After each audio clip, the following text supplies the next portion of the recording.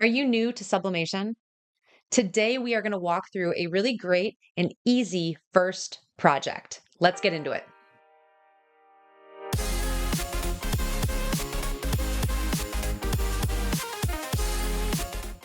Hey there, I'm Sarah. You're watching Creative Ramblings, where I share simple craft projects, guides, and reviews to help you get the most out of your creative journey.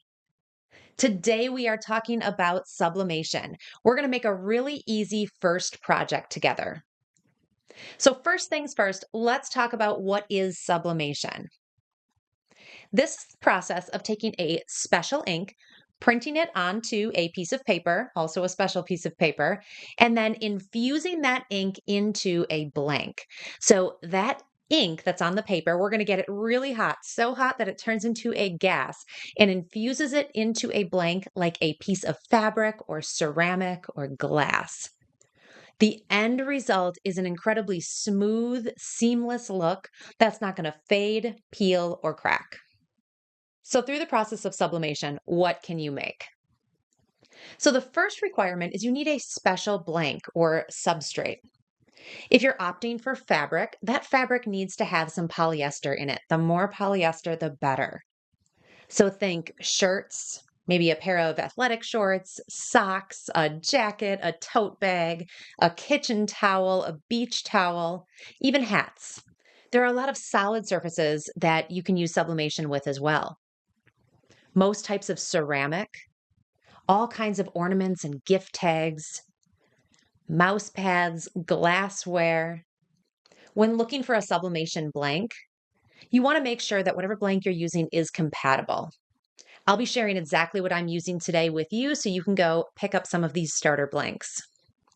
There are quite a few things you need to get into sublimation. The first thing is a printer with sublimation ink.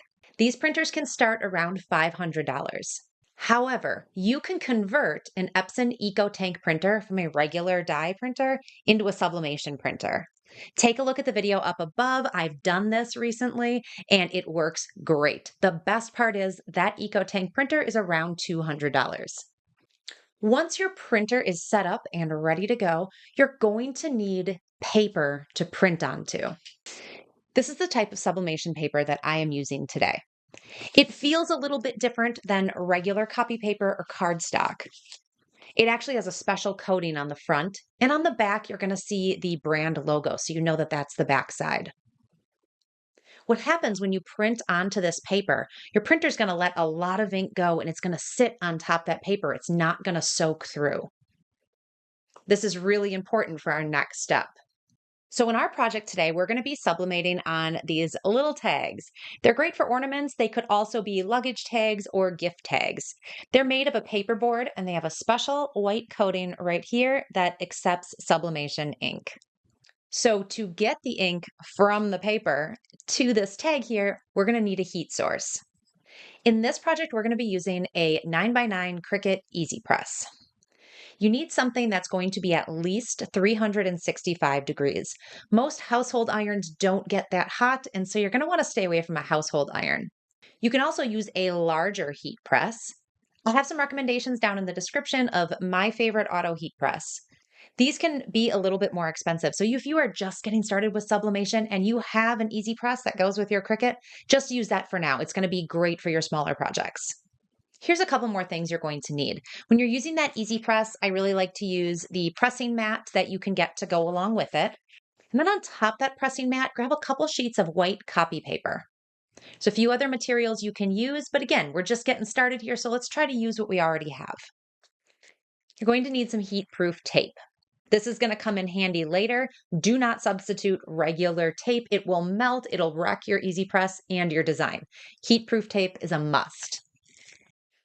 You're also going to want some gloves. You can head to your kitchen and get maybe a hot pad or something like that too, but you want to protect your hands. And then grab your favorite weeding tool or a little craft knife. So we've talked about all the supplies you need. Now you need a design to print and put on to this little tag. So you can purchase designs. You can find some for free. I am going to show you how to create one in Canva. So let's go do that. So now we're in Canva, and the tags we're going to make are about 3 inches diameter. So the first thing I'm going to search for is a circle frame. A frame allows you to put an image in it. I can drag the corner and size it how I want. Now I want this to be bigger than the ornament, so this is about 3.3 inches.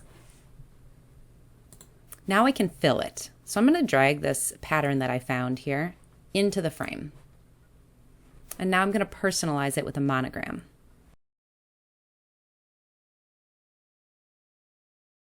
Canva gives you a lot of options to change colors and styles. And now let's add some text.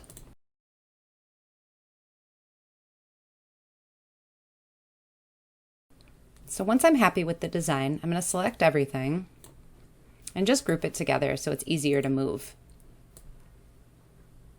I'm going to make a couple of these ornaments. All right, so I've got 4 ornaments made, all using the same process of the monogram and the name. I also made one with a pet's name on it as well. So now I'm ready to export this in really high quality so I can print it. So I need to download this. So up here under Share, I'm going to go to Download. And I'm going to export this as a PDF for print. And I have a couple options here. Now, some of these options are only available with Canva Pro. It is like $119 a year. It's totally worth it for designing and be able to take advantage of all of their features. So we're going to do the option that is best for professional printing, and then we're going to download. Now we can open up that file. And from here, we're going to print. I want to make sure that I choose my Sublimation printer. And I'm going to go down here to More Settings. So here are the Epson settings. And this is what works really well for me. I want to choose a high quality matte paper. I want to make sure my color is high quality. And none of these really matter down here. But over here in More Options, I'm going to undo that bidirectional printing and I'm going to mirror my image. You have to print sublimation images mirrored because they're going to go upside down onto your blank. And that should be it. We are ready to go. So now I can hit print and send this over to my printer. The sublimation paper is loaded into the rear tray, and this does take a while to print. It's a really high quality print with a lot of ink, so we're just going to let it do its thing.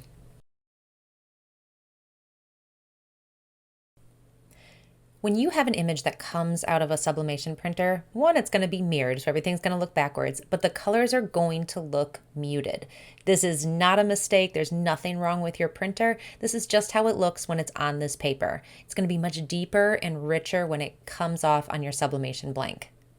So I'm going to cut these apart, and we are going to put one of these onto that ornament blank. My blank is nice and clean. And I have made the print a little bit bigger because I want the ink to come all the way up to the edges. So I'm just going to center the blank in the middle of the design. Remember, the white sublimation part has to touch the ink. So once I have it lined up perfectly, I'm going to use some of that heat-proof tape to attach the paper to the blank. We don't want this going anywhere, so use a couple pieces of tape and really stick it down well. Here are the items that we need to sublimate the image we just printed onto that ornament. This is the package of tags or ornaments that I got from Michaels. A great place to start when you're looking for settings is on the back. So this is going to tell us right here our heat settings that we need. When you get more familiar with this process, you're going to understand what heat settings work best for your paper and ink and your blanks. But when you are just getting started with your first sublimation project, take a look at this. So this tells us we need to set our Easy Press at 356 degrees for 80 seconds, not to exceed 365. So we're using an Easy Press for this ornament. And I am going to set the Easy Press to 365 for 80 seconds. And we're going to let this heat up.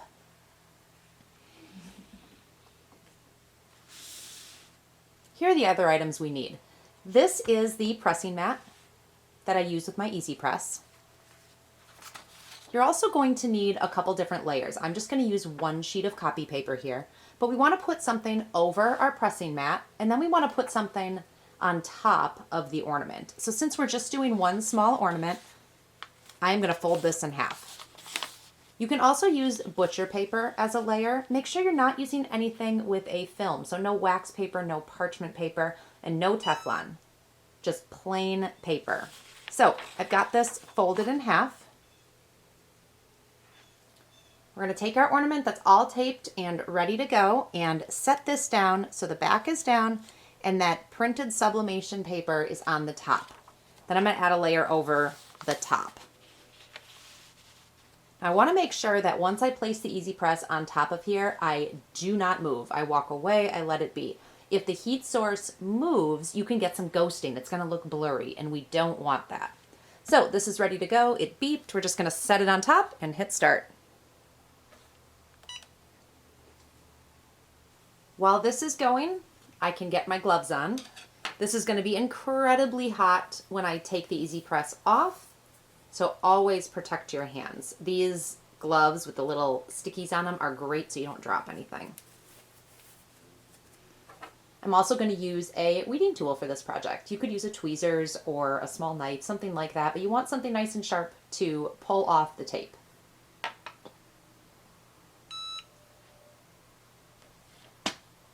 Oop, we stuck a little. That's okay. All right, let's open this up, see what we got. So you can see why we have the protective paper, because a little bit of the ink did come off, which is exactly why we have this paper. It didn't get onto my mat. So now I can use my weeding tool to just pop up some of this tape. If you use regular tape and not heat-proof tape, it will melt into your blank. So make sure you have the right tools, the right materials when working with sublimation. Let's see how it looks. Oh my goodness. It's beautiful. Look at that. We have this infused ink right into the blank. It looks fantastic. It came out exactly how I thought. I really like that I designed it a little bit larger so that the design kind of hangs right off the end. You can see I didn't use that extra ink that was on this side here. Sublimation tags, like the ones we just made, are a great first project to try. Everything we use today is listed down in the description so you can make sure you have all the right materials and you're ready to make your first sublimation project. If you found this video helpful, consider subscribing. I am here every week with brand new videos and reviews helping you move forward in your creative journey. Thank you so much for watching. We'll see you next time.